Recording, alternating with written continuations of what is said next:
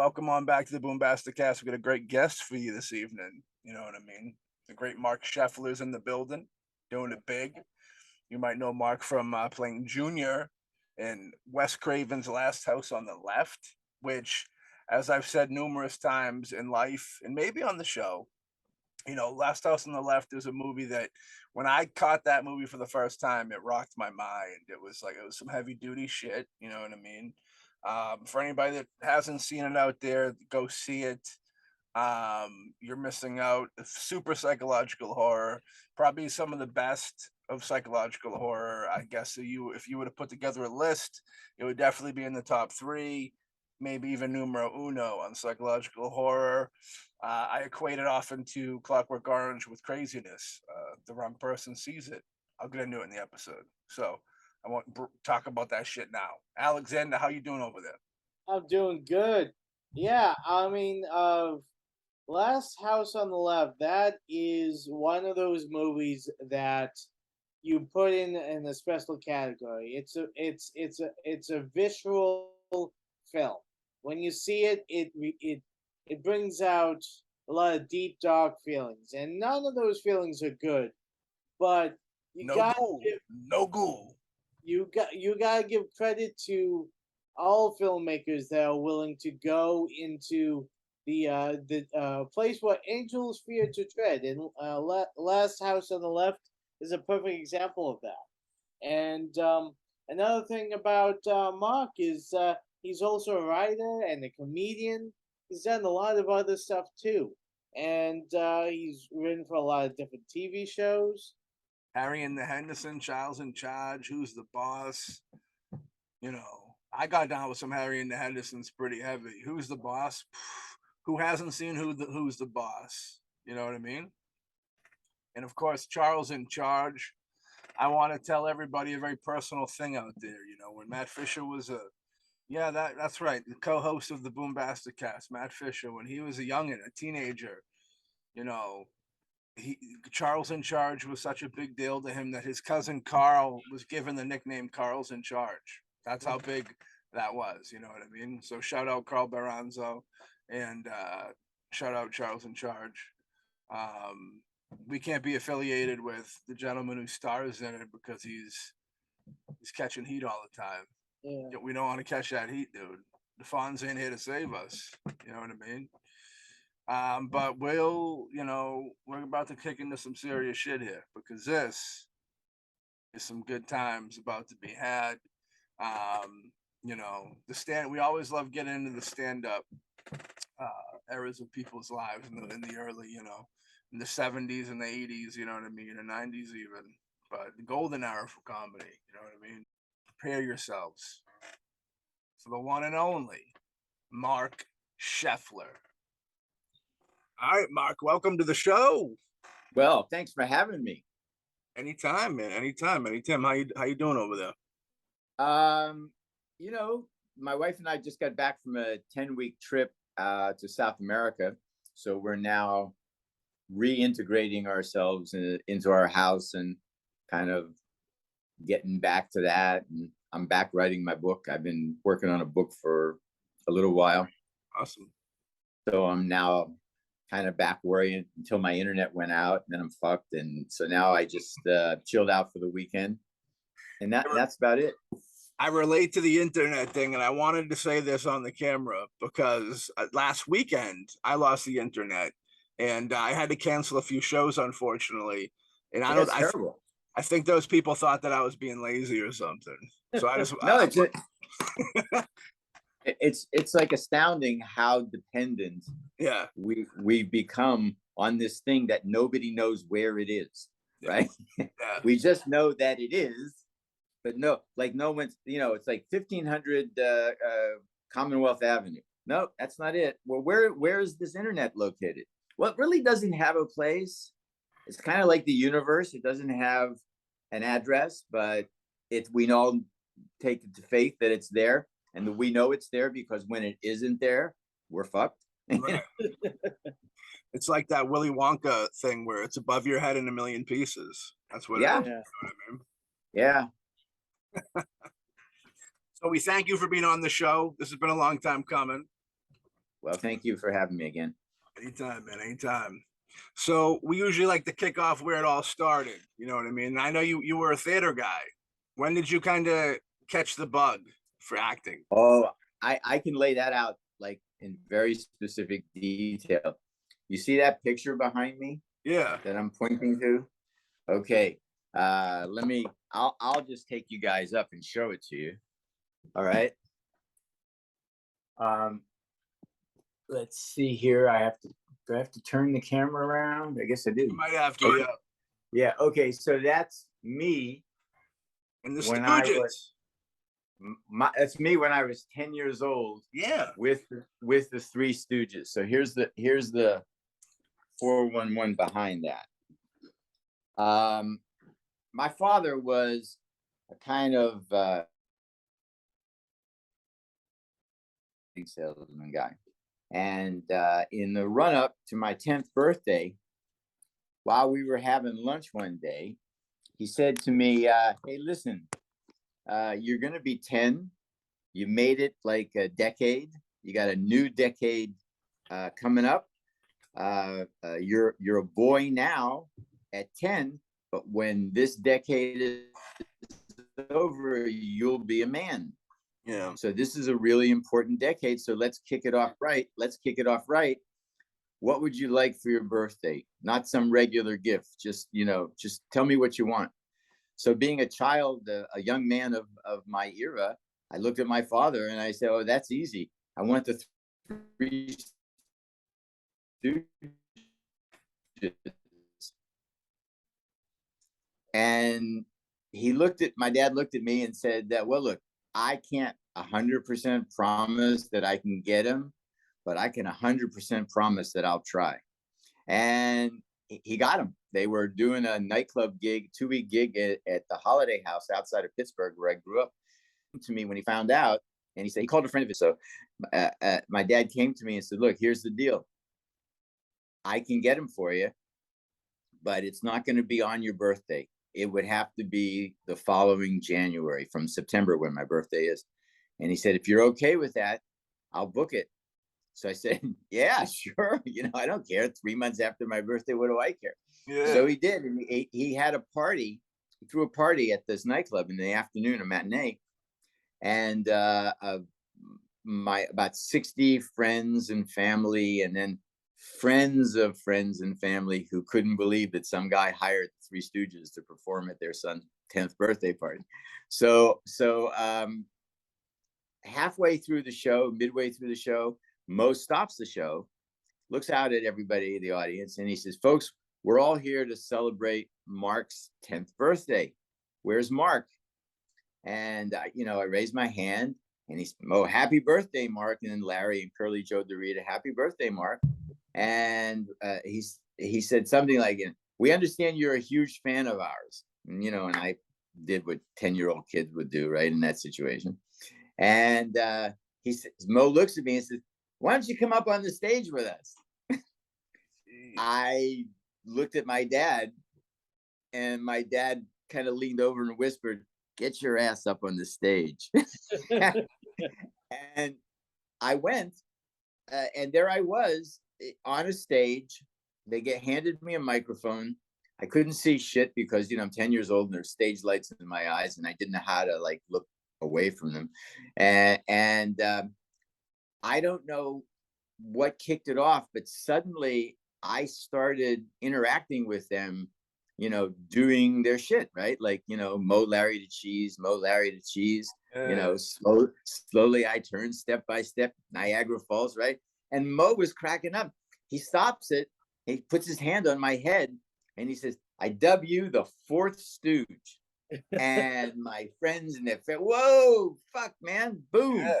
And so I remember, obviously the event, but I remember feeling when everybody started applauding and screaming, I remember feeling this kind of morphine-like wave of warmth come over me, right? You ever had morphine? You ever been in an accident and have morphine? It kind of, they give it to you, and they give it to you in your arm, but the warm feeling starts at the bottom of your feet and works its way up through your body until your head, just goes whoa. And that's why, that's why people, that spend, weeks in those opium dens, because whoa, it's anyway. So I look back and I say to myself, because I remember thinking, I got to get more of this. This feels really good. So that's the day I believe, I look back, and if I had to say,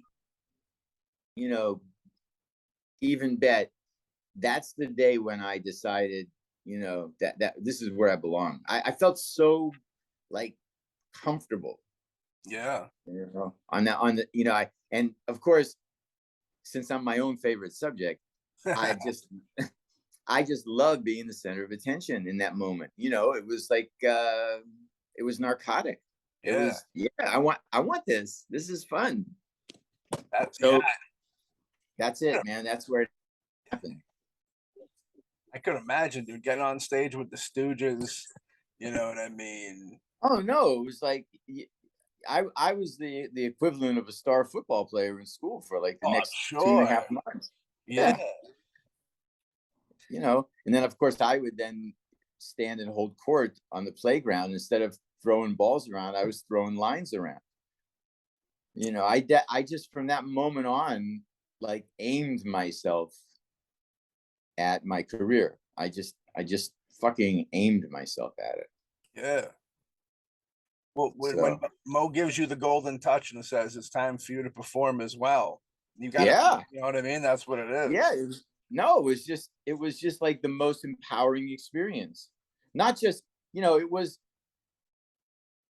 was on the fan level an extraordinary experience. Yeah. But beneath that, for me personally, it was the spark that ignited my life, so it was amazing for me. Yeah. I know. So when you were getting like into the comedy aspect of it there, like get thrown around jokes and stuff, I thought comedy came in a little later. Did comedy come in before Last House, or did comedy come way before? Okay. Sure.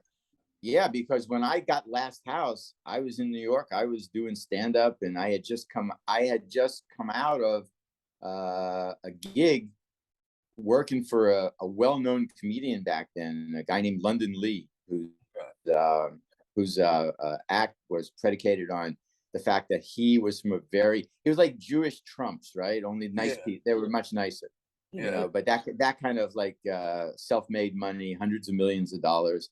And I was his roadman. I met him when I was the stage manager of the Raleigh in South Fallsburg, in the Catskill Mountains, a place I had gone to begin my career right after I dropped out of college.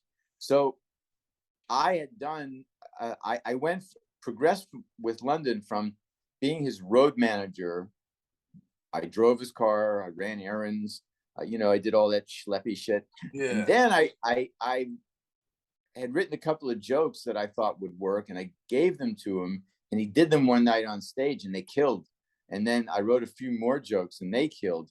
And soon I was, I was writing jokes. I'd met through him the two comedy writers that he worked with, Jules Klein, who was known professionally as JK, and a guy named Sherry Cloth. And these two guys couldn't have been more opposite. One was Sherry Cloth was this kind of preppy, kind of Buck Henry-ish writer, very, very, very non-neurotic, very just kind of normal. Mm-hmm. And the other guy, JK, was this extraordinarily large, older man who had a toupee that kind of always sat like this on his head. He could never get the part. The part was like coming across his head, and he would ride up to the mountains with us. He was this massive, like a Jewish Buddha looking guy. And he'd be in the back of the car, the Lincoln, with his hand clutching his chest, going, London, London, I'm having chest pains here. I'm having chest pains. We got to stop. We got to stop. London, we got to stop for a piece of layer cake. I'm having chest pains. And, so I kind of, whatever innate ability I had, I was in a situation where I was looking at jokes written down on pages now. I was looking at, material that someone had purchased from a real writer, and I could have a matrix in my head. So I stayed with London for about a year, did at least 150 club dates up in the Catskill Mountains and in and around New York, Connecticut, and Pennsylvania. And then ended my gig with him doing 2 weeks at the Copacabana. Not so bad, right? I go from dropping out of college to standing on stage with a microphone in my hand doing stand-up at the Copacabana in 2 years, less than 2 years. So, then I got a manager. After I left London, went out on my own, and I can't even remember how I got this guy, but Dick Towers was my manager, and he worked in the firm that handled Tom Jones and Engelbert Humperdinck at the time. So they were in New York, a very well situated personal management firm for talent, right? Yeah. So and Dick was my contact, my guy, and he was terrific. He was just just a wonderful man, and we stayed friends through the years. And he actually was in Last House. He played Dr. Collingwood and under the name of Gaylord St. James. But he was, he's a wonderful guy. I'm still friends with his daughter. She lives out here. And so I got Last House, and then everything really changed. It was, wow, it was pretty interesting. The comedian, the upcoming of the comedian, I love those stories. And it's a lot, it's like from that era, I think, because even like in the music world, when you talk to people, there's a lot of that where you kind of go into it and you kind of help out that artist, do whatever they kind of needed. That's your learning the ropes and break. And I don't know if that's in comedy nowadays. Do you think it's that? I don't think it's that way anymore. I think people are way too protective of like their thing. You know what I mean? I think a lot of, when I started, let's go back to the Catskills and then we'll move forward in time. Yeah. When I started, that area was a training ground, right? Like I wasn't the only person who went there to learn, right? Like, you guys know who Bob Morton is? Not off the top. Okay. Yeah. Bob Morton was the executive producer of David Letterman's late night show. Okay. So he and I are pals, and we were talking one day on Facebook. So he said to me, you were a legend at the Raleigh.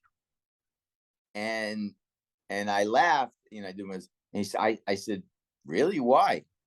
He said, well, I moved into your room at the Raleigh after you. And I said, yeah. He said, and everybody was talking about this guy who was the stage manager, who got a job with Lyndon Lee, and now he's in New York doing he said, you were a legend. And I said, well, how do you know you moved into my room?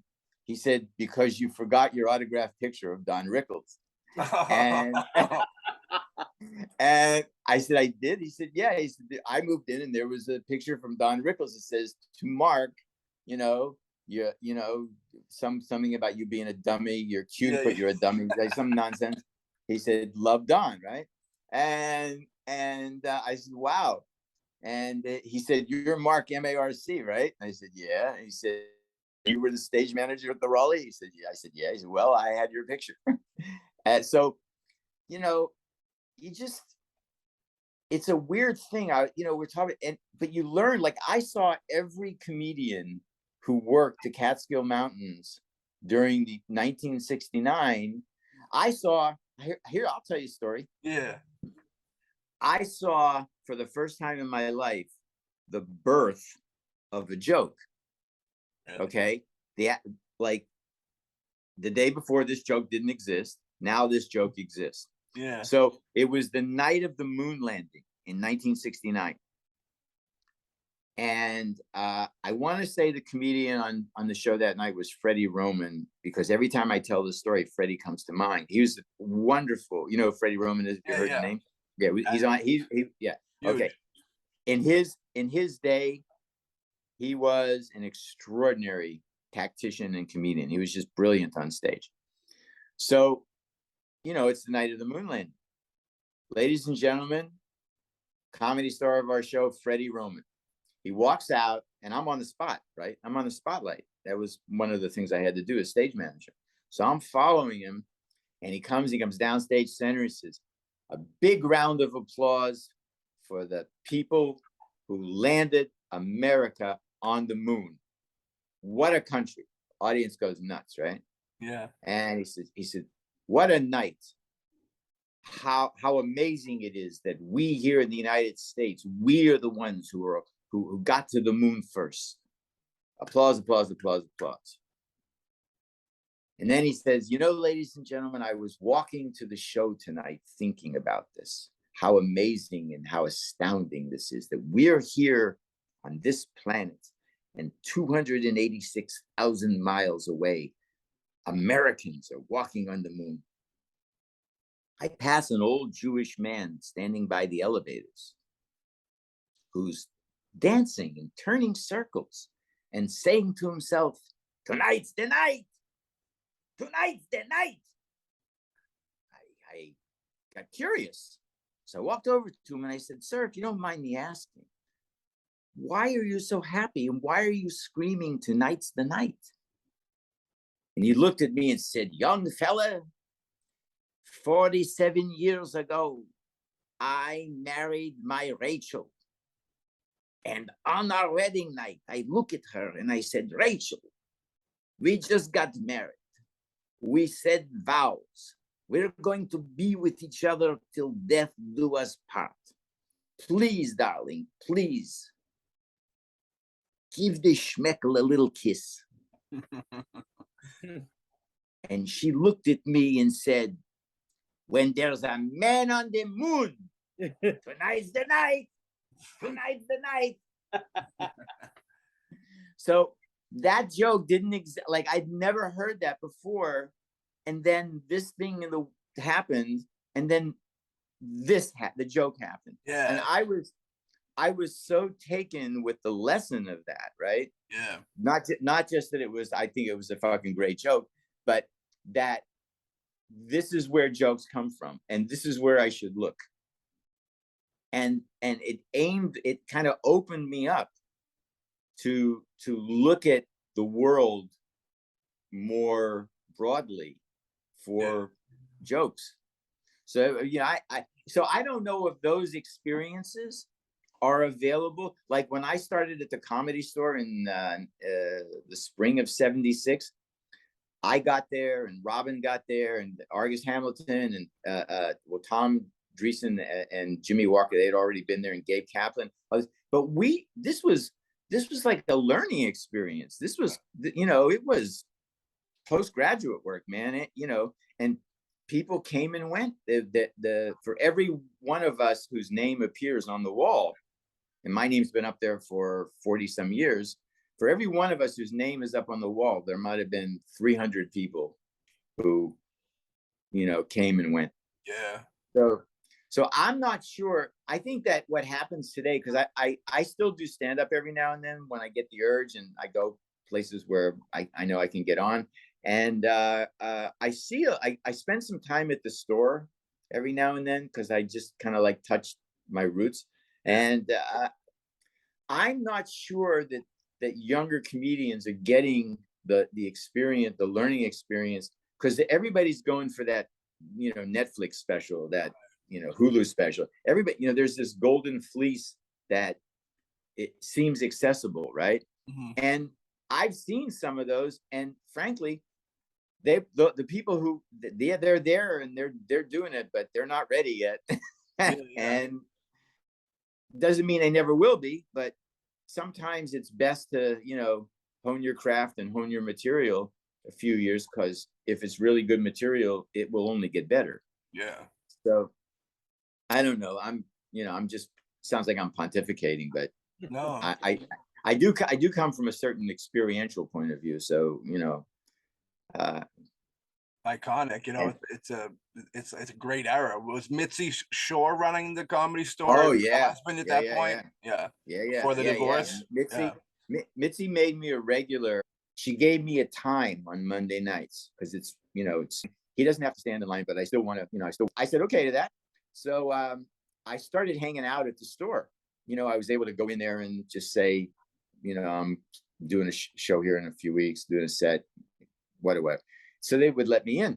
And the first night I was there, sitting in the audience to watch, not only the performers, but the audience, I saw Steve Bluestein and Tim Thomerson on the same show. And I about quit. I said, nah, I can't do this shit. These guys are, because keep in mind, I just come from back east and I was doing Catskill Mountain stuff. And it just was funny there, but I said to myself, this shit isn't going to work here. It's just not. So I kept the gig and I wrote a brand new 5 minutes. So I went on the first time and I did it and it was okay, was respectable. Rewrote, got invited back the next week, rewrote, did some stuff, punched up, went back second time, much better. Everything worked. Not where I wanted it, but worked. Third time I go next week, 3 weeks, Mitzi is seated in her booth. She's there to showcase somebody else, right? Yeah. And over the time that I'd been hanging out there, I found a way to get in her radar, right? And just get in her sight line. Then one time I introduced myself, and she's, I know who you are. And well, nice meeting. And Mitzi was the kind of person that, she was a little woman. She was tiny, see this pencil? This pencil is fat. It's fat compared to Mitzi. But she was the kind of person, if you saw her walking through the club, if you went to bother to say hello to her, you were interrupting her on another mission. She was an amazingly focused and brilliant club runner. And she and Bud Friedman both are responsible for the comedy scene in LA. So she was seated in her booth there to see somebody else. And I had a 10:30 time spot, prime time. You couldn't get better than that. The couple of comedians on in front of me did really well, which is what you want. You don't want the audience in the toilet when you get up on stage. That's a common misconception that you want to root for them to do badly in front of you. No. You want them to do really well in front of you. Not like Robin Williams well, which sucks the oxygen. But you want them up there. So I got that. And I went up on stage and did about 6 minutes. And I squeezed every fucking laugh out of that 6 minutes. There was nothing. There was like sand on the stage when I was finished. It was just dry. It was nothing left. So I walked off to a huge applause. And I saw Mitzi in her booth. And I said to her, I walked over and I said, well, fuck it, I have nothing to lose, right? So I walked over to her and said, hey, does it have to get better than that? And she looked at me and took a beat and said, all right, Mark, call in for spots. And that's how I became a regular, and it's like timing and not being afraid to take the bull by the horns, because, that old saying, fortune favors the brave is quite true. Yeah. Did they ever write a book on Mitzi? I'd love to read a book on her. She's been a character, a referred to character in other stories. I don't know if there's a dedicated Mitzi book. I've never seen it, and I probably would have seen it. Yeah. Rest in peace. She passed away a year ago, right?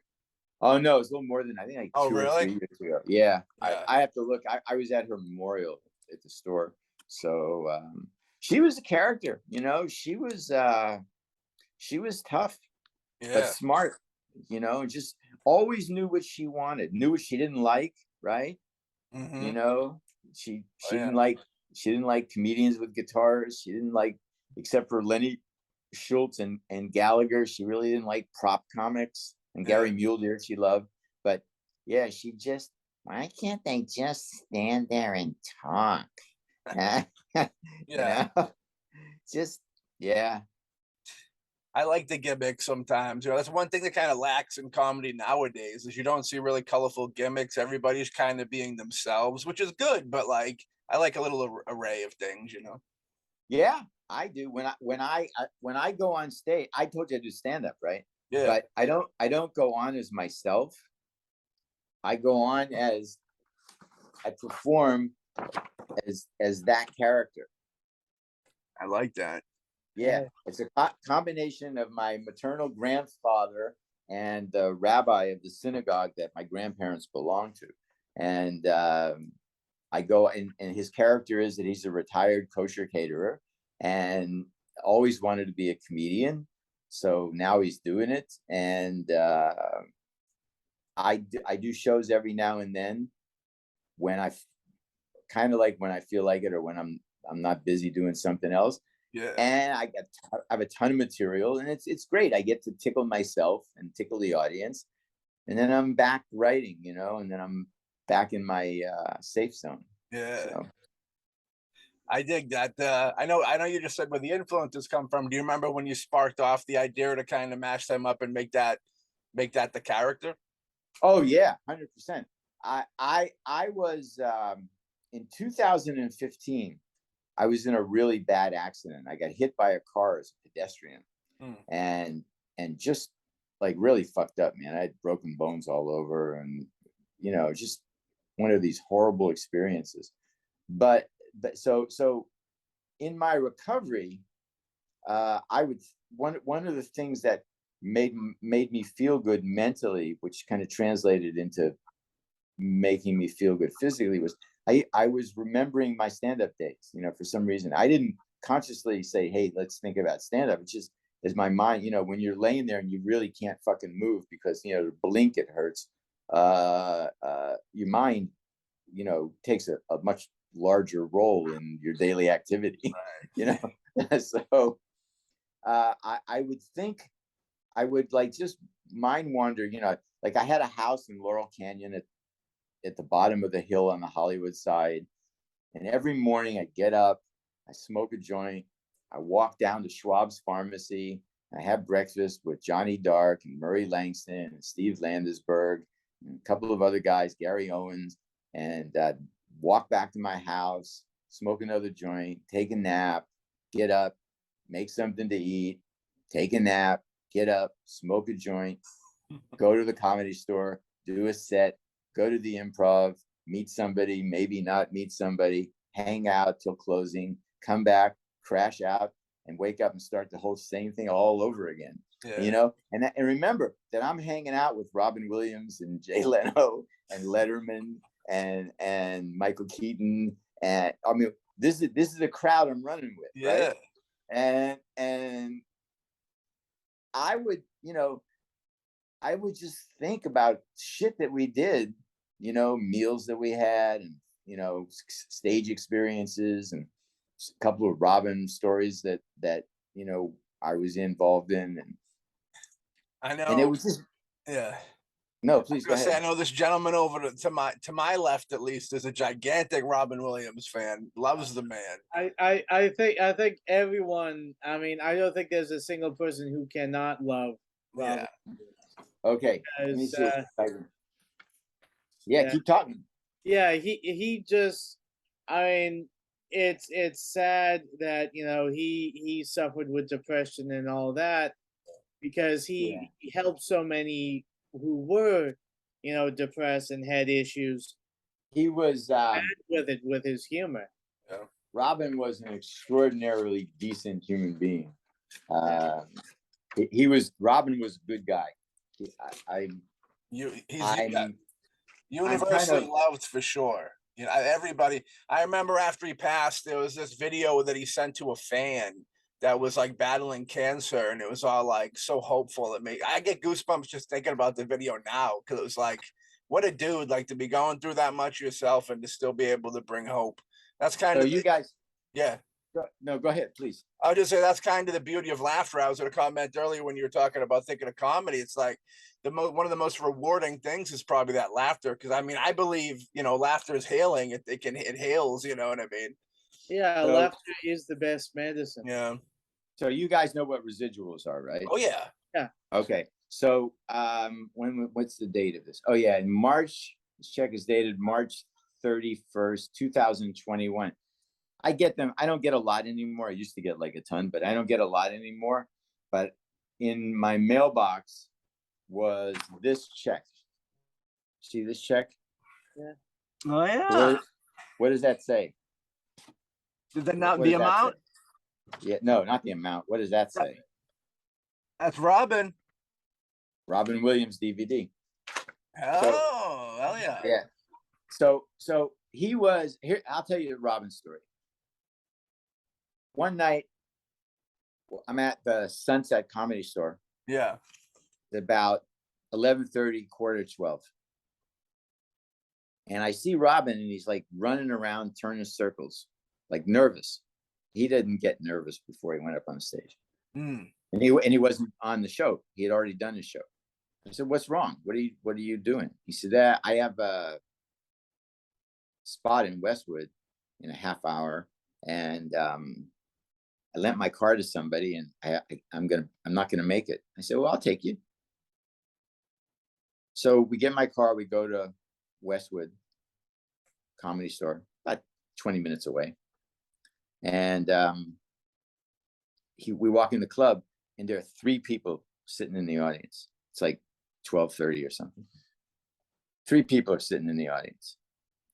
Robin goes up on the stage, does exactly the same show, if not better, for those 3 people than he could have or would have done if the place was standing room only, right?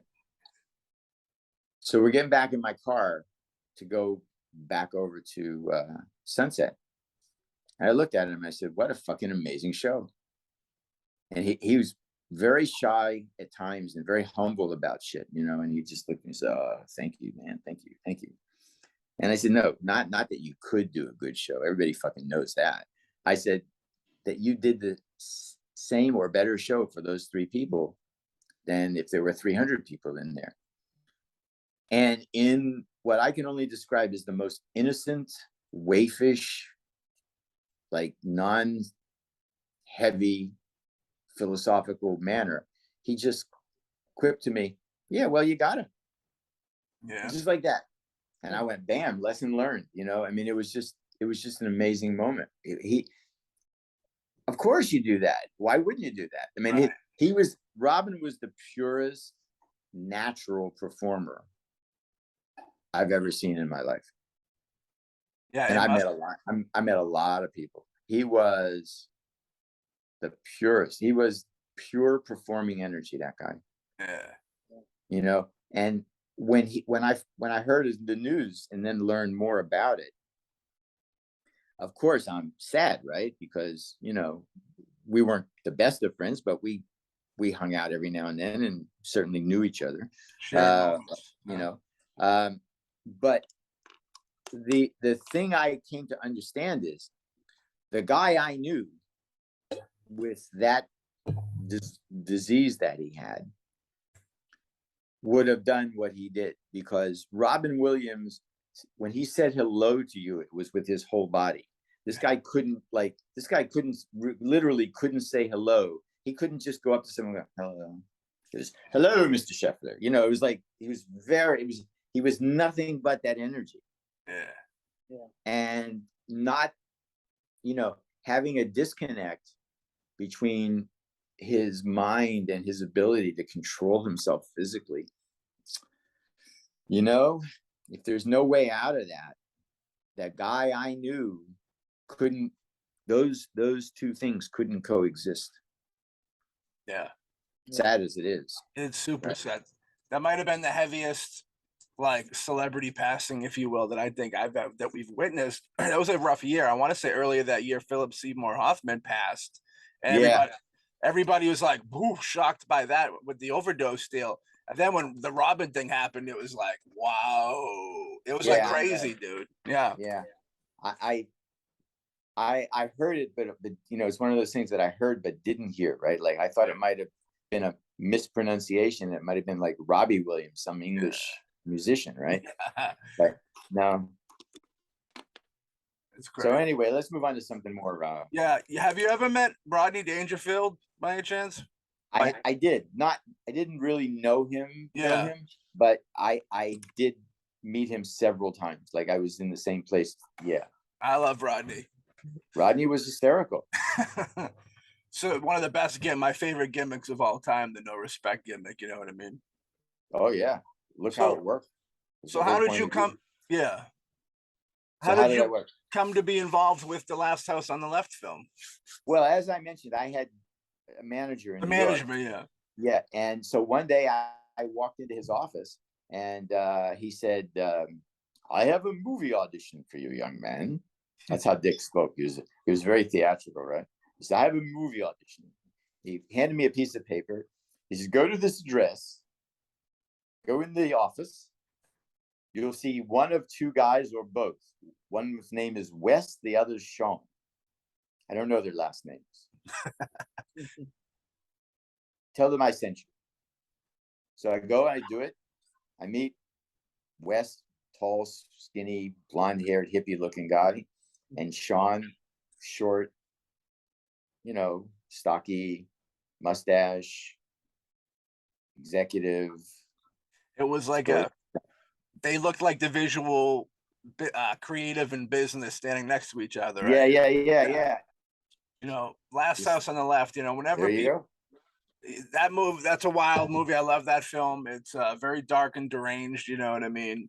Whenever in conversation, you know, people throw around the term like dangerous films a lot. And I say there's really only two dangerous films in my opinion. It's of course Last House on the Left and A Clockwork Orange. You know what I mean? Because those two films, I feel like if the wrong person watch them too much, something bad might happen. They're that kind of crazy, but they're masterful filmmaking. You know what I mean? Like Wes Craven was going to school to be a psychologist.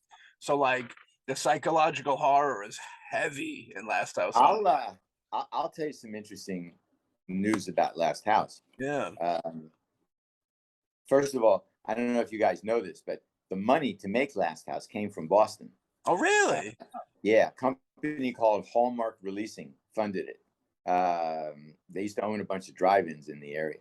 So I told you guys that I was out of the country. I was in a little town right outside of Bogota, Colombia for 10 weeks at my wife's family's place. So I get a Facebook message from a friend of mine with a link to an upcoming exhibition at the Museum of Modern Art in New York. So I click on the link, and it's a page that's promoting a cinema exhibition that they're doing about films that have a visceral effect on the human body, right? That not only get you psychologically, but make you have physical reactions. They were screening 6 films from all over the world in all eras. And one of them was Last House on the Left. For sure. I showed it to my wife and I said, don't fuck with me anymore. I'm now art. Yeah. And she said, okay, I will put a frame around your ass and hang you in the living room. No, but so I say this to you because it's 50 years later, because it just had the 50th anniversary, right? In August, the release. David Hess, Fred Lincoln, and I, and the rest of the cast and crew saw it at a cast and crew screening about a month before it was going to be released originally, back then. And David and Freddie and I walked out of the screening, looked at each other, and basically said, you know, it was great. We all met. We're going to be friends forever, and we were, right? But no one's ever going to come and see this piece of shit. You know, and it got released. I'll tell you, Sean I think made originally like 30 prints or something, some ridiculously low number.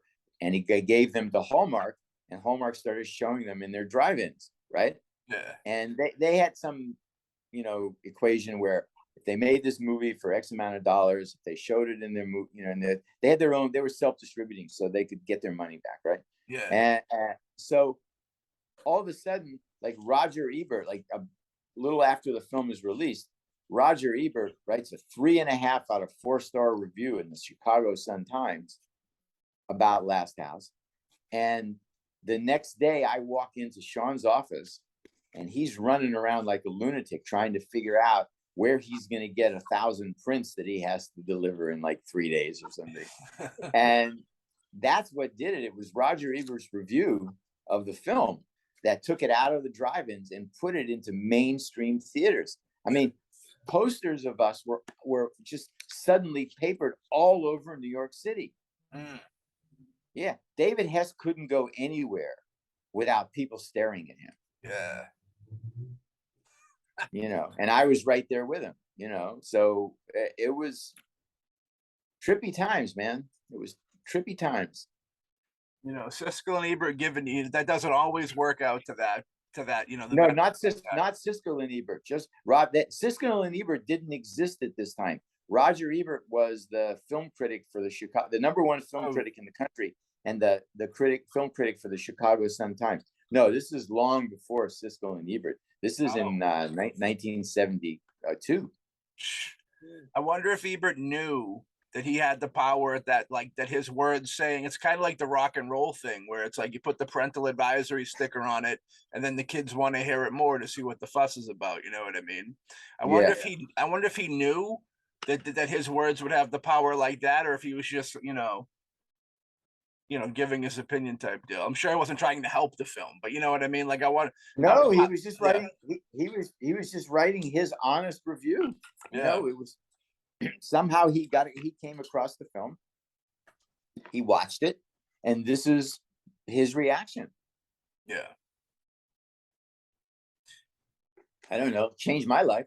Was it big? Did it get it once it hit theaters? Was it a big deal? And I know a lot of films, it takes years before they become cult. You know what I mean? No, what happened? Here's what happened. He writes the review.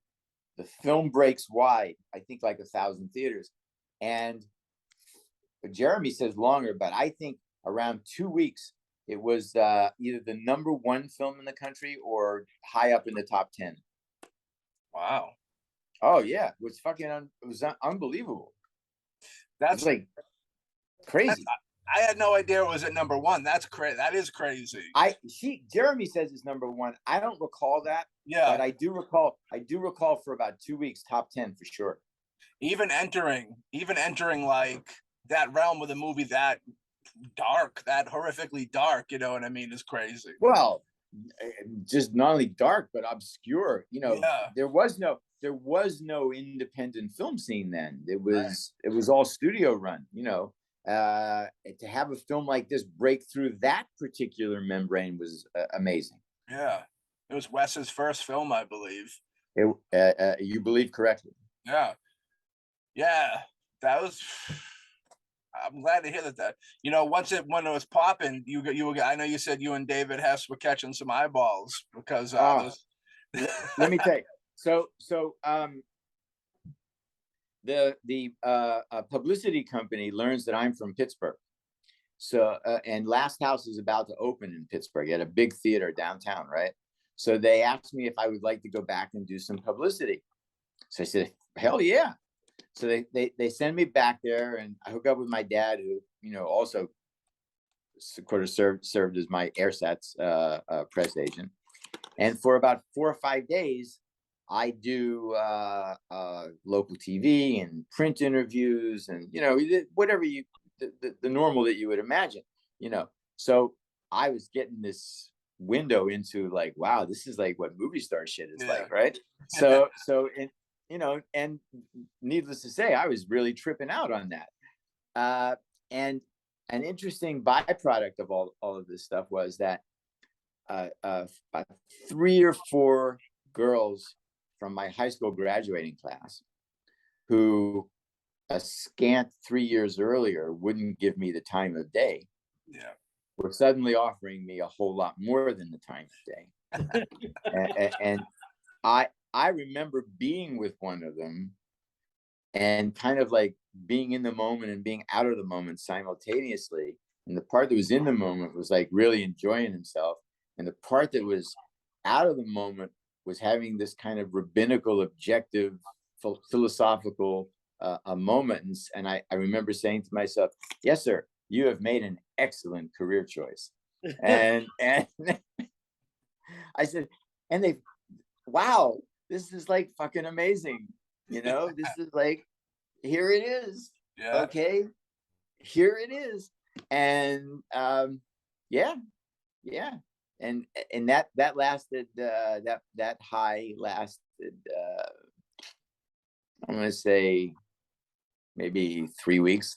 Yeah. Right. And I'm back to being an out of work actor in New York. You I know you crossed over and you started writing a lot for television. Yeah, I did. And what happened was I went to auditions for a while, for a couple of years, and did odd jobs and shit, and survived. Then I got real tired of it. I started like thinking about those days when, women were going crazy just because I was in the room for 10 minutes, right? Yeah. And however long it lasted, right? So I'm at a party one night in New York, and I see a guy who doesn't look any different than me, in his own way, just kind of average looking. And he's just talking to this gorgeous fucking actress model looking woman, just like this hot fucking woman. And I could tell by her eyes that she was, whatever he was saying, she was wrapped up in it. Yeah. So I kind of moved closer to them, and I heard this guy, and he was saying, yes, well, I just finished the first act of the screenplay. And, and I got to get on it because I have an agent on the coast, and he's waiting for it. 4 studios, or, I can't really talk about it, but so I got to do a second act plot twist, and I'll figure. And this girl was like, wow. So I thought to myself, I could do that. I could tell girls I'm a writer. I don't have to do that. I just make shit up, right? So I went out. I went out and I bought a bunch of books on writing, television writing and screenwriting, right? And I learned the language, right? I learned the nomenclature, like act 1, act 2, climax, plot twist, underlying narrative, fade in, fade out. I just got it down. And I started going around to parties and wherever I was, and anytime I saw a woman I was like halfway attracted to, I was a writer, right? and as one can imagine, the more I did it, the better it got, right? And the more I did it, the more it became like a routine. Like I knew where everything was, I knew where the laughs were, I knew, So I was in a commercial audition for a guy named N. Lee Lacy. Now I'll tell you who he is. You guys know the very famous Mean Joe Green Coca-Cola commercial? Oh yeah. Yeah. Okay. So yes. And a Clio award-winning commercial in that tunnel, kid with a t-shirt and Mean Joe Green football player. So Lee Lacy was the guy who directed that commercial and won a Clio for it. And he and I had become sort of pals over the last couple of years. I'd auditioned for him a lot. I'd done, I think, 2 commercials for him. And so we were friends, not best friends, but friends. And so I'm in his waiting room, reception area, doing my thing to some girl, and she's like completely captured, right? And I feel a tap on my shoulder, and I turn around, and it's Lee. And he said to me, "Hey, look, I'm sorry to eavesdrop. I'll see you guys in a minute, but I have an agent in Los Angeles. I would love to see that script when you're finished. I'll get it to him." So I excuse myself from the girl, and I say to him, "Look, man, we're friends. I got to be really honest with you. I'm not writing anything." He said, "What do you mean?" I said, "I just do it for girls." And he said to me, "Is it working?" I said, "Oh yeah, all the time." And he said, "Well, you're a fucking idiot." And I said, "Why?" He said, "Because if you can get girls to take their pants off by what you're saying to them, imagine what you could get if you actually wrote it down on a page and gave it to me."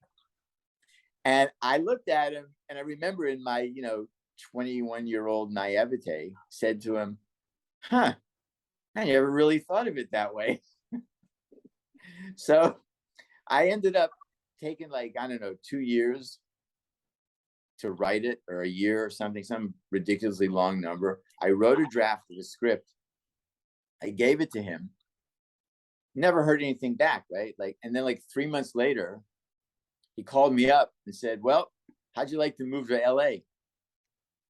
I said, what are you talking about? And he said, well, I gave it to my agent at William Morris. He read it, didn't think it was a feature, gave it to the TV department, and they just sold it to NBC. And I thought to myself, wow. Yeah. And then, like, I think 2 or 3 weeks later, I relocated to LA and have been here ever since. Been in Southern California ever since. And that was in the February of 1976. I know. So, yeah. No, I'm just saying. So my experience has just been wonderful. I know every project is like a child, but are there any of the TV shows that you liked more than the other ones? You've done a lot of ones that I enjoyed, you know what I mean?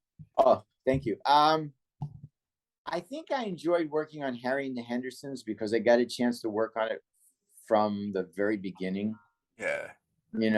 I always liked, even though a lot of them weren't successful, I always liked getting on shows that weren't so established yet. Like I wanted to, have some kind of input. And so, it's like I told you I'm writing a book, right? So it's about my life and my journey, but I'm fictionalizing it as I write it so that I can get some objectivity. I don't know if that makes any sense to you guys. Yeah.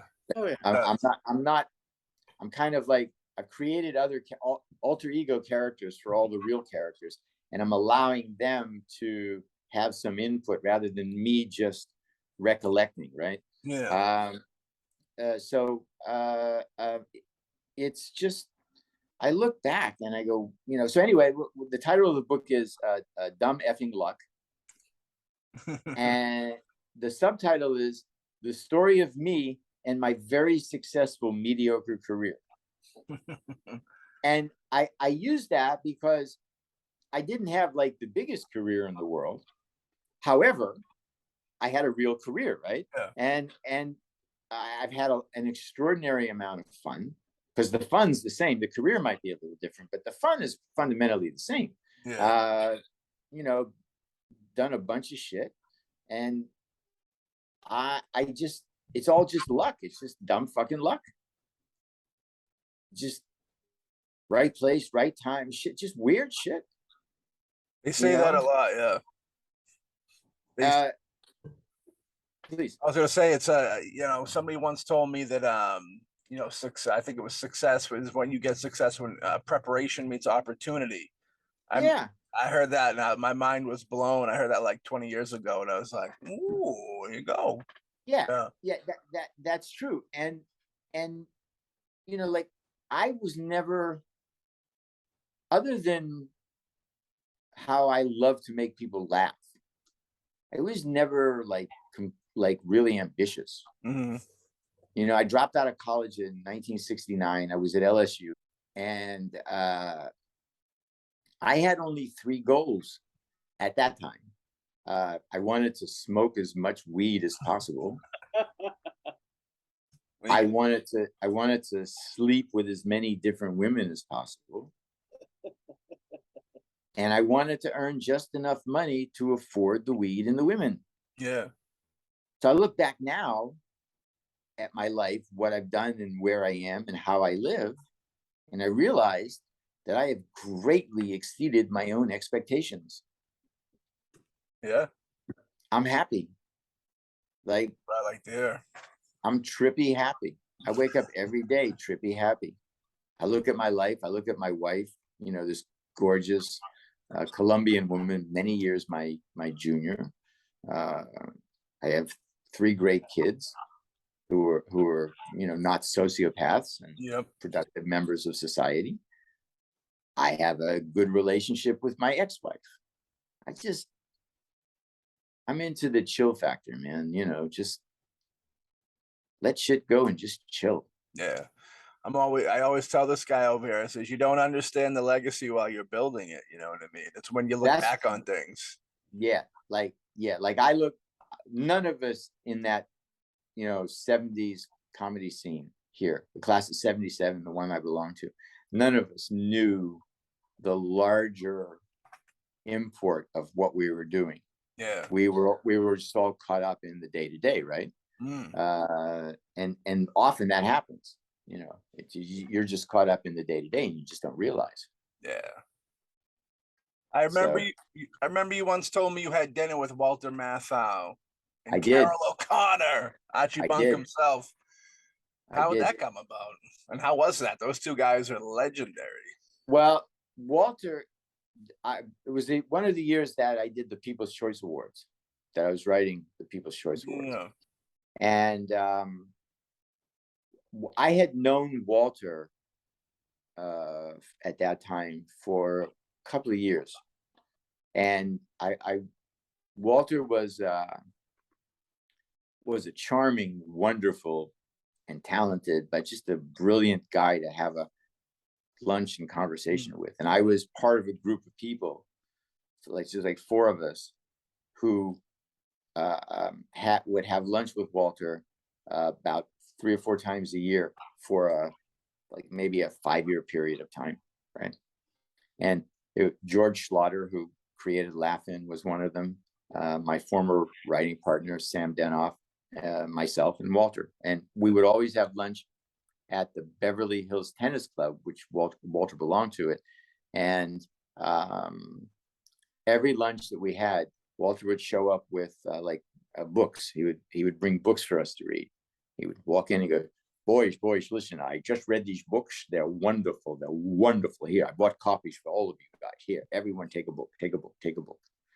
And so we'd have, and mostly when I would have lunch with Walter, I was like the youngest person there, right? And the least experienced.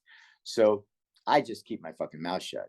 I just listened to these guys talk because it was, like being a fly on a wall in Hollywood history, in a Hollywood History Museum. So Sam and I were trying to get Walter to do a TV show. We had a deal at Columbia. We created a show, a half-hour comedy that the studio said, if you can get Walter Matthau, we'll give you 22 on the air right now. So, of course, we were trying, right? And Sam knew, so we were trying to get it. We had the script, and we knew Walter was like a big horse track guy, racetrack guy. So we got Columbia Pictures to go along with this to hire a racehorse and a jockey in silks and deliver the script to him at his house on horseback. So we arrange everything, and Sam calls Walter, and it goes, Sam says, hello, Walter? Yes. Sam. Hello, Sam. You gonna be home for like an hour or so, kid? Yes, I don't plan on going anywhere. I'm here. All right, listen, I might be in the neighborhood, so I might stop by. All right, look forward to seeing you, Sam. So that happens. Sam then picks up the phone, calls Columbia and says, go now, calls the executive. So we drive out there. We meet the horse and the jockey that they had trailered out there. So we get him all set up. He's going to ride with the horse and the trailer were like a round bend parked where Walter's house couldn't see it, right? So he's just going to ride up, lean down, hit the doorbell. Whoever answers the door, hand him the script. So that part of it just pulls up. Walter and gets it in a bathrobe. He's standing there and he grabs it And he shakes his head and he goes inside. So anyway, we go back to the office and there's a message. Sam's phone light up. We push the button. He goes, "Hey, it's Walter. Fucking guys are crazy. Give me a call." So we call him back. And again, he repeats himself.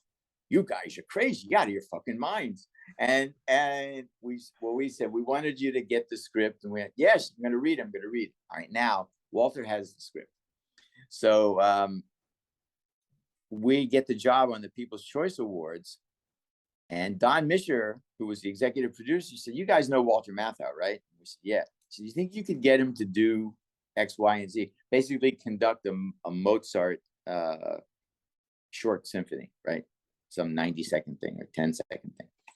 So we go to Walter and we say, "The People's Choice Award wants to book you, but not as a presenter, as an entertainer." "Oh, really? What?" And we tell him. He said, "Absolutely, I'll do it." So now we're heroes, right? So we said, "What about the script?" And he says, "I'm working, I'm reading it."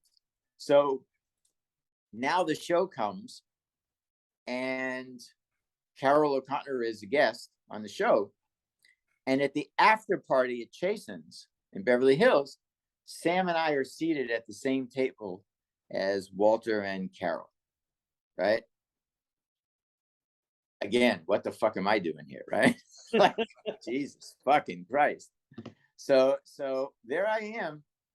And to Carol O'Connor's credit, it comes up in conversation that Walter is considering doing a show for us.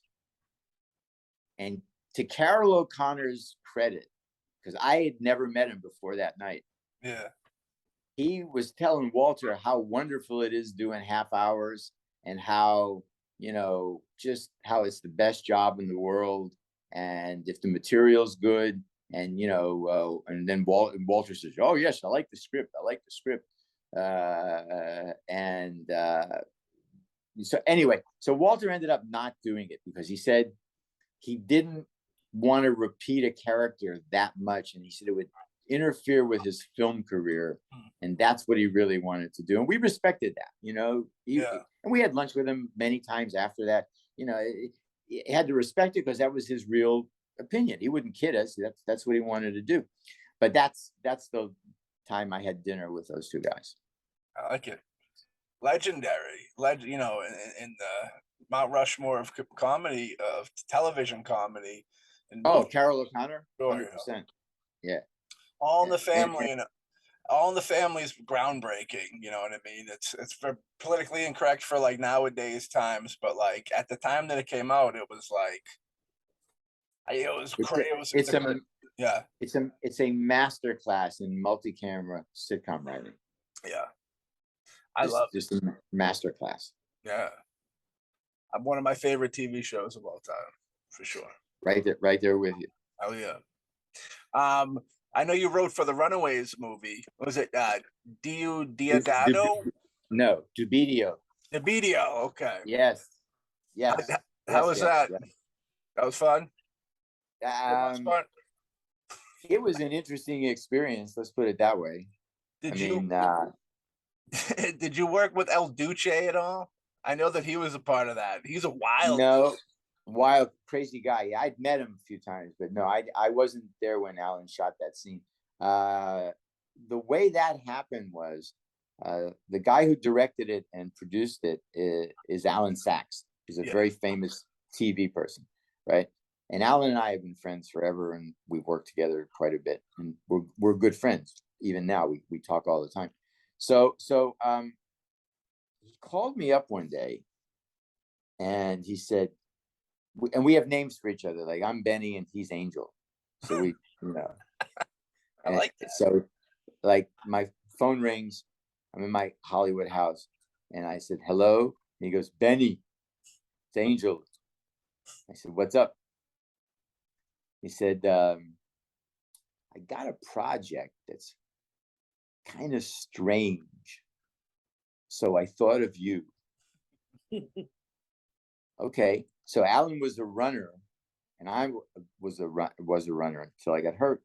And so he says, "You want to go on a run? We'll go on a long run. I'll tell you about it."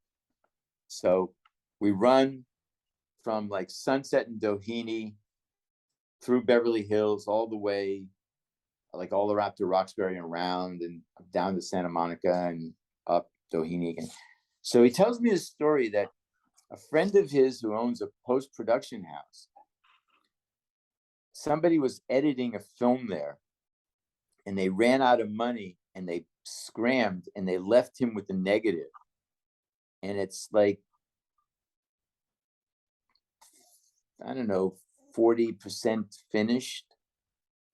And the guy who owns the post-production house wants to know if there's a way to finish it on the cheap. So maybe he could have like a whole movie and try to get his money back. So I said, okay. He said, you want to take a look at it? I said, yeah. So I go to a place in Hollywood, a post-production house. And on a small screen, I watched 40 minutes of Joan Jett and the Runaways doing weird shit out in the country, just like riding around, like not doing anything in particular. It's just so, and it's disjointed and there's no context and it's just garbage. Yeah. So Alan said to me, what do you think? I said, I don't have an answer for you now because it's, you know, it's not a simple answer. Yeah. So I went home and I thought, and I came up with something. And I said to Alan, I called him, I said, let's go on a run again. So we went on another run. And I said, here's my idea. We don't have any money to spend. So we have to have one location to do the rest of the film and whatever exterior shots we can grab. And he said, okay, I agree. And I said, why don't we just go with the truth? And he said, what do you mean? I said, why don't we hire one actor to play a lunatic filmmaker who's on the hook to organize crime for a budget on a film that he's never going to finish, and he knows it, and he's scrambling. And Alan said, I like that. I said, yeah, that way we can go to the Joan Jett footage and not ever have to put it in context because he's viewing it out of context. And he's trying to make it work. We don't have any obligation to make it work. We only have an obligation to make him work. Yeah. So we pitched that to the guy who owned the post-production house, knowing that he was probably going to have to come up with like, you know, 50, 75,000 to finish it, to do it that way, using his facility as a primary location. And he agreed. And that's how the video got made. Did it make its money back? I have no idea. It's coming to 4K. And I don't say that negatively or positively. I just factually have no idea. I hear you that we're in the independent world, and we even have films that we worked on and we have no idea if they're ever coming out. You know what I mean? So on a bigger scale with bigger money, I definitely hear you on that. If I was gonna do that, if I was gonna like make a film independently right now, I would buy like 6 iPhone Pro 14 Pros with the maximum storage. I'd buy a great, sound recorder, or I'd hire some, and I'd shoot everything in iPhones. I'd buy pedestals for them. I'd buy shit, because all that shit exists. Yeah. I would just shoot everything in a fucking iPhone. There's no, for somebody who's trying to break through to make a film, they should have a script that can be shot with those. Yeah. And just do that. Just fuck it, because you can get this almost the same result. Mm-hmm. Yeah, they look good. Look great. Cameras look fantastic. Yeah. I mean, when they do commercials, Apple does commercials and it says shot on an iPhone. They're not kidding. They can't lie about that. It's just shot and lit by professionals, but that's easy to accomplish. Yeah. But that's how I would do it. I've actually thought about doing that. Yeah, no. I thought about doing a TV show shot completely on iPhones. That'd be cool. Yeah. Like a multi-camera show completely on iPhones. Every time a new iPhone comes out, and right when you go into Boston, they always get a big billboard of a picture that was shot on the new iPhone, so you get a good vibe, of what it looks like. Yeah. I had a question about Chaos. Sure. You got to work with Sage Stallone, the late Sage Stallone. What was it like working with him? He seems like a good dude. I think that he's a big horror fan, exploitation fan, you know what I mean? We would have really fit in. Listen, Yeah. he tracked me down. He heard that I was one of the producers on that film, right? So one day I'm in my office and I get a call, and they say Sage Stallone is on the phone. Okay. Hey, how are you? Nice to meet you. Oh, is this Mark? Yeah. I said, this is Sage Stallone. I said, yes, I know. He said, oh man, this is great. Oh man, this is great. And he was like a real fan. Yeah. And he said, you got a part for me in that movie? I said, you want to do a part? And he said, yeah. I said, I'll get you a part. Yeah. So we did. He was terrific. He was a sweet kid. I was very sad when I heard what happened to him. He was really just the nicest guy. Yeah. I mean, and you could tell that his father taught him, and he told me also, his father taught him at a young age how to behave on sets, right? And I'm telling you, he was a gentleman's gentleman, just to everybody, just the sweetest guy. I mean, just really kind. And, we hung out after the film wrapped, we hung out a little bit, and, always a kind kid, just very sad what happened to him. Yeah. I didn't really know too much about him till after his passing. I mean, I've seen him, of course, acting, and he's in Rocky V, I believe, and he's in Daylight, I think. And did the most incredible Sylvester Stallone impression you can imagine. I believe it. Yeah.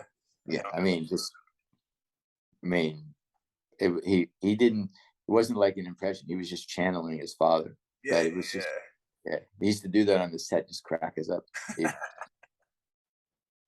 I know he was one of the co-founders of Grindhouse Releasing. Yes, which was really cool. A lot of the Fulci and Diodato. He and Bob, I think Bob Murkowski was involved in that. Yeah, Bob too. Yeah, that was very sad stuff. You know what I mean? And he loved films. You know what I mean? You see, he had celluloid blood. This kid. Yeah. It's good because you see, a lot of family might get into it because they know what it can give them, you know what I mean? But he seemed like one of the people that just loved it. Even if he wasn't Stallone's son, he would still have pursued film. You know what I mean?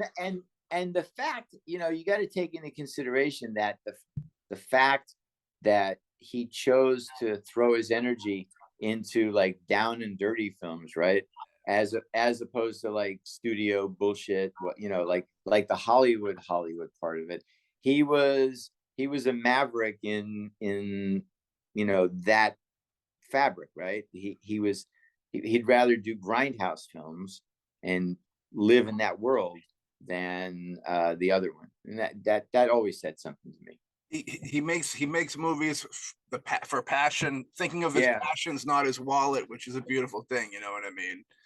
Well, yeah. I mean, again, never had to worry about his wallet, but sure. But you know what I mean, yeah. Yeah. He could have went in the direction of Hollywood, of the big Hollywood deal. He had a good foot in the door with it, to a degree, I think. I don't know what their dynamic was working wise and stuff like that. You know what I mean? So I can't really speak on that. But with a name like Stallone, he could have probably went in a different route. You know what I mean? Yeah, of course. Yeah, absolutely. Well, but a good kid, just a good kid.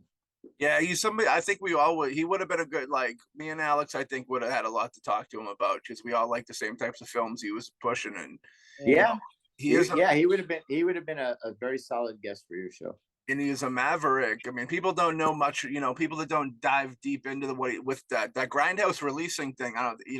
It's really huge, because a lot of films were brought here for the first time through that. You know what I mean? Foreign films and such.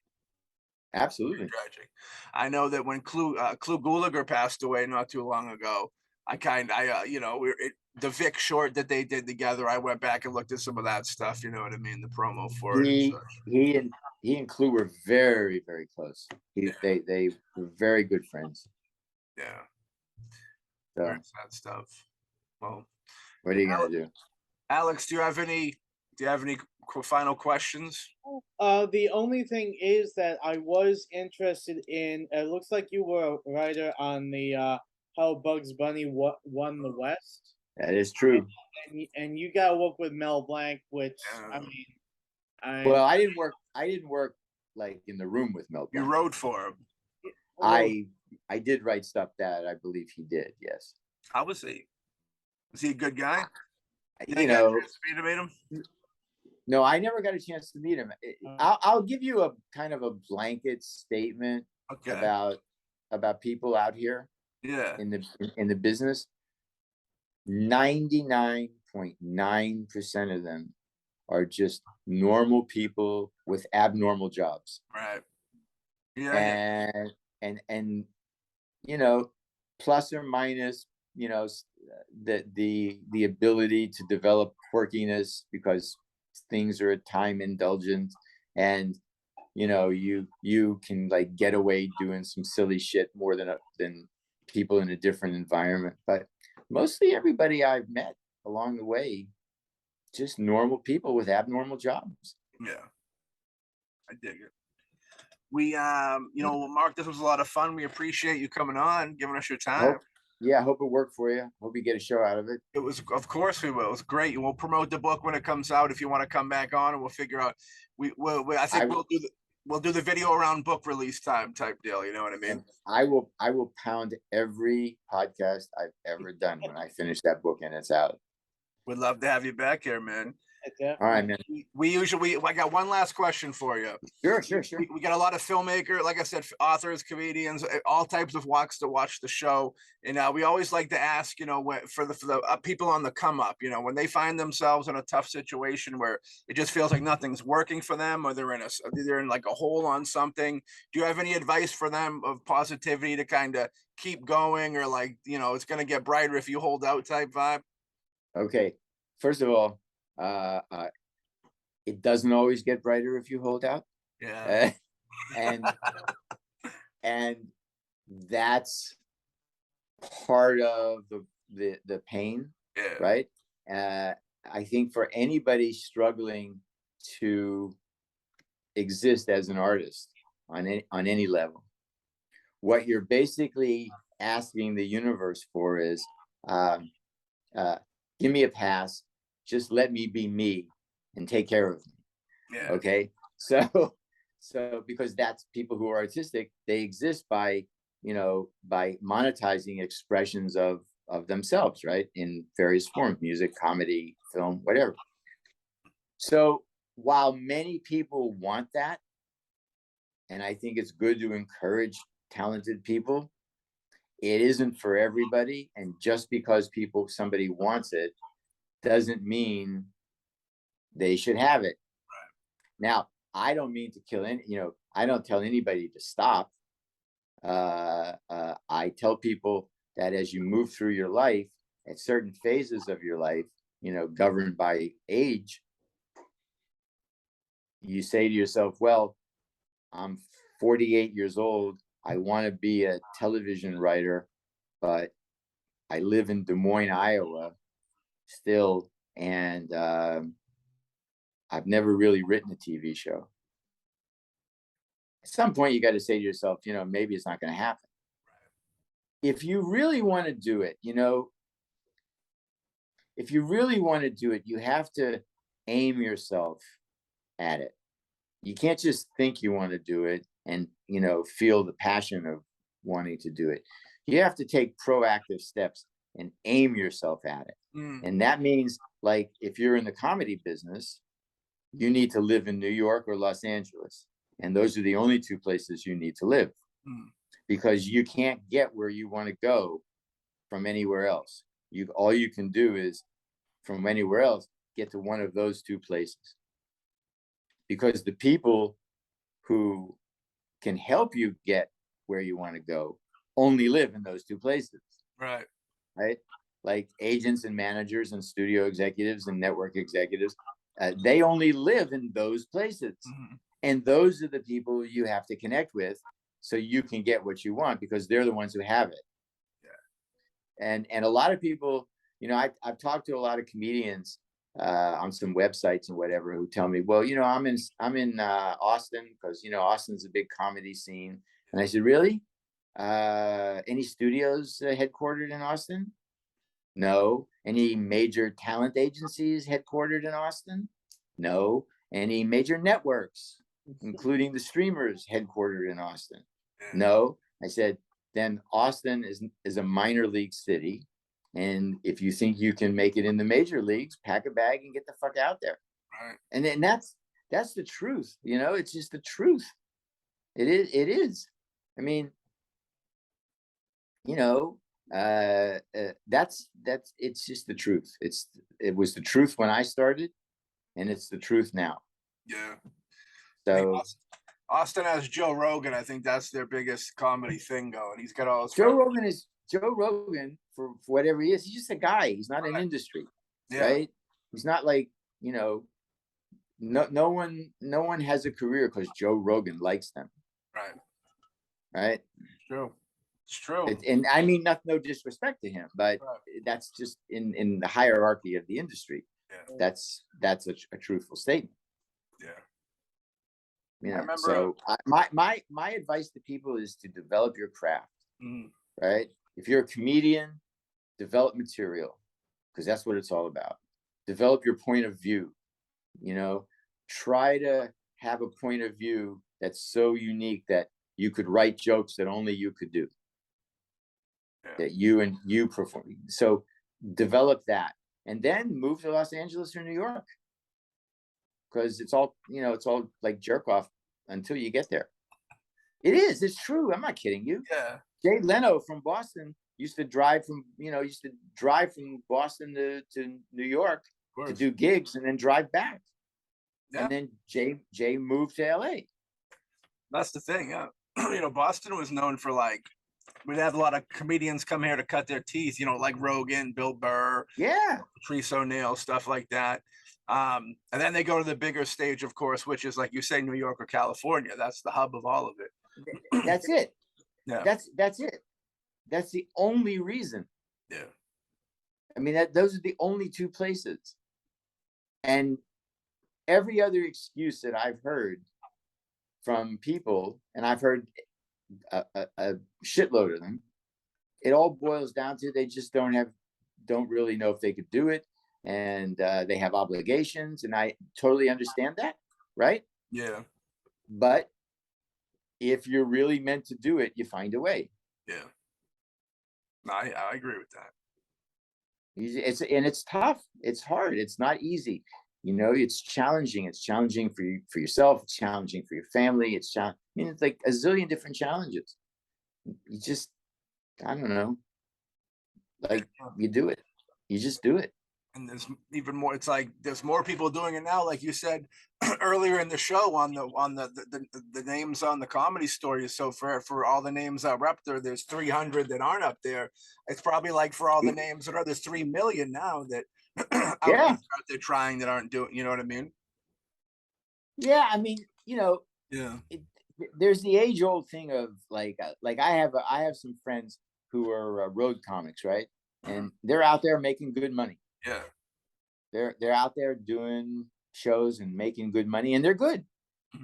But that's not a career. That's a job. Right. Yeah, you got to have a career. And a career is about, you know, being here and doing things and being very strategic, and you know, I don't know, it is different. I give it that. But it's basically the same in that talent survives, right? Whether it's perseverance and a combination of actual talent and perseverance. But you got to be in the game to play the game. Yeah. You can't play the game sitting in the stands. You got to be on the field. Yeah. Well, that's great advice. I dig that. Yeah. Well, Mark, thank you again for being on the show.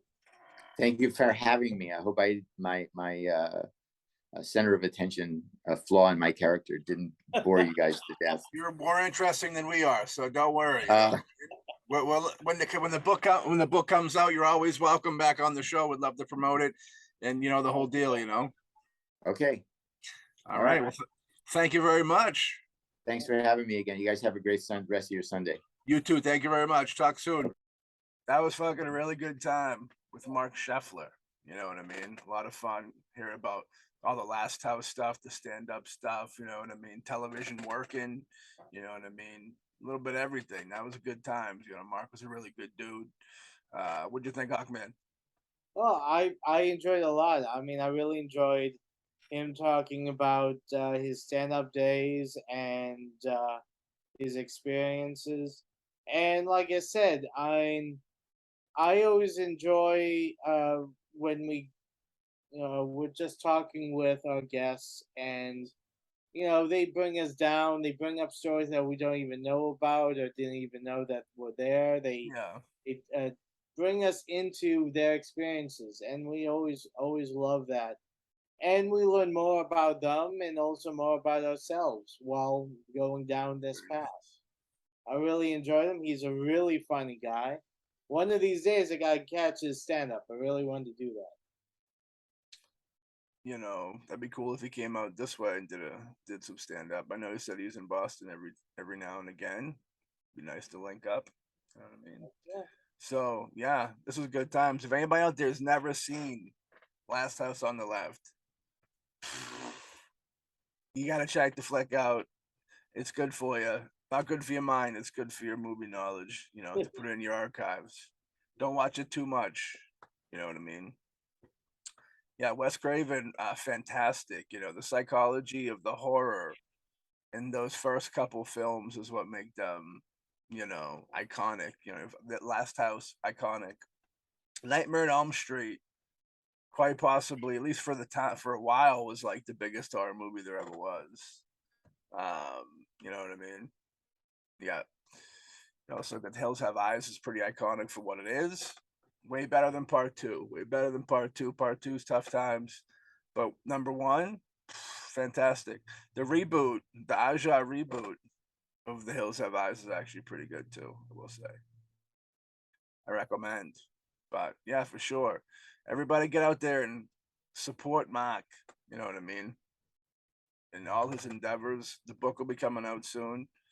But if you're catching this video, the book is probably out. And you should be going to buy it on the Amazon or wherever it's being sold. We will have a link in the old description if it is out to purchase at the time of this video. You want to say anything in closing? No. Just that it was great talking to him. He is a very interesting and fun guy, and learned a lot and learned a lot of interesting things. And he had a lot of great points that he brought up about dealing with the industry itself. It was a great discussion. I had a lot of fun, and we'll definitely have him on in the future. So it's your pals Maddie and Alex signing off from the BoomBastiCAST. Peace. Yeah.